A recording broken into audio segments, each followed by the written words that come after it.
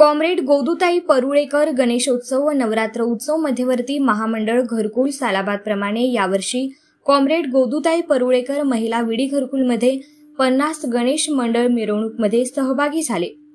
comrade Godutai Parulekar Ganeshotsav Navratra उत्सव मध्यवर्ती महामंडळचे उत्सव अध्यक्ष श्री मुरलीधर सुरम, उपाध्यक्ष श्याम आडम, सेक्रेटरी विजय हरसुरे, खजिनदार